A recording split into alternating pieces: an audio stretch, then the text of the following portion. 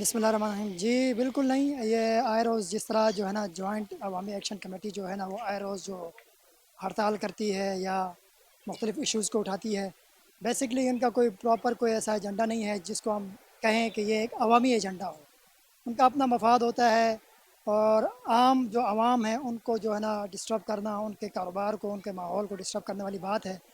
اور اگر اس کو ہم شارٹلی دیکھیں تو اس کے تانے بانے جا کے جو ہے نا وہ پیچھے ہندوستان کی لابی کے پیچھے ملتے ہیں۔ اور بیسکلی یہی ہے کہ ہماری جو ہے نا ہندوستان کا جو ایک پورا ایک ایجنڈا ہے گلگت بلتستان اور کشمیر کو لے کر، جو ایک وہ سمجھتا ہے کہ جو ہے نا کہ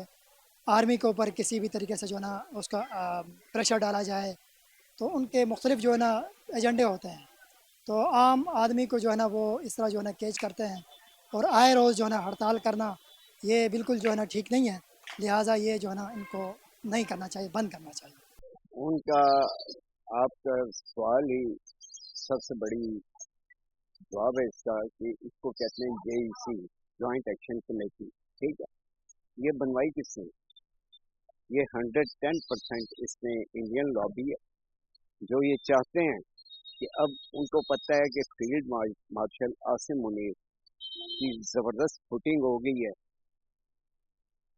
برے صغیر میں کیا، یورپ میں کیا، ہر بندہ گن گا رہا ہے عاصم منیر کے۔ اب یہ چیز مودی سرکار کو ہضم نہیں ہو رہی، اور اس کی سب سے بڑی مثال رات کو جو میچ جیتا انڈیا نے، انہوں نے ٹرافی اٹھانے سے انکار کر دیا کہ ہم محسن نقوی سے ٹرافی نہیں لیں گے۔ تو کیا مطلب ہے؟ انہوں نے کھیل میں سیاست کو انوالو کر دیا ہے، انہوں نے بازاروں میں دیکھیں، گھروں تک میں ان کی گندی سیاست گھس چکی ہے، اور جس کی پرزور مذمت کرتے ہیں۔ اور یہ کشمیری عوام جو ہے یہ نہ بکنے والی ہے نہ جھکنے والی ہے، اور یہ خود ہی اس چیز کا جواب دے دیں گے اس JEC کو، جوائنٹ ایکشن کمیٹی کو، کہ ہاں ہم نہیں مانتے ظلم کے خلاف۔ سر یہ جو جوائنٹ ایکشن کمیٹی ہے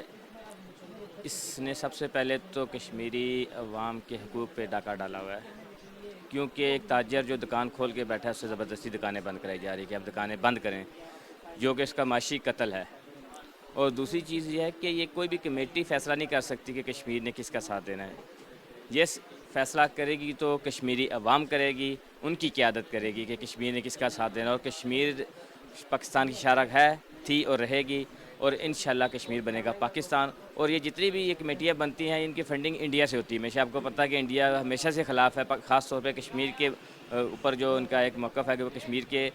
خلاف ہمیں لڑاتے رہتے ہیں تاکہ کشمیر اور ہمارا آپس میں کبھی بھی تعلق قائم نہ ہو، لیکن انشاءاللہ کشمیری ہمارا ساتھ دیں گے اور کشمیر انشاءاللہ بنے گا پاکستان۔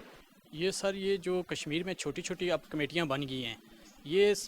کشمیر کے ساتھ بھی اور پاکستان کے ساتھ بھی سراسر زیادتی ہے۔ حالانکہ جہاں ادھر کی جو بھی حکومت ہے یہ اس کا کام بنتا ہے، یہ کمیٹیوں کا کام نہیں بنتا۔ کمیٹیاں ایک تو انتشار پھیلا رہی ہیں، اور سب سے بڑی بات ہے نا، دیکھیں آج جو یہ انہوں نے کشمیر میں ہڑتال کرنی تھی، لوگوں نے، عوام نے، اور خاص طور پہ دکانداروں نے بالکل اس سے انہوں نے کہا کہ ہم نے دکانیں نہیں بند کرنی، انہوں نے زبردستی ان کی دکانیں بند کرائی ہیں، شٹر نیچے کرائے ہیں، لوگوں کو مارا پیٹا بھی ہے، حالات خراب کرنے کی کوشش کی ہے۔ ابھی دیکھیں ان کا جو بھی یہ ہڑتال ہو رہی ہے اس میں کوئی بھی اتنی خاص بندے نہیں ہیں، تھوڑے بہت جو ہیں وہ بھی یہ کمیٹی والوں نے بس ادھر ادھر سے پکڑ کے کیے ہوئے ہیں۔ اور دوسرا یہ جو کمیٹیاں ہیں خاص طور پہ چھوٹی، ان کو آپ کو پتہ ہے فنڈنگ ہمیشہ انڈیا کراتا ہے، انڈیا پاکستان کا ماحول خراب کرنا چاہتا ہے، خاص طور پہ یہ جو را ایجنٹ وغیرہ جو اس کے جتنے بھی ہیں یہ پاکستان میں حالات خراب کرنا چاہتے ہیں۔ تو ان میں یہ ہے کہ جو خاص طور پہ حکومت کو چاہیے ایکشن لینا چاہیے ان کے خلاف، اور سخت سے سخت کارروائی کرنی چاہیے۔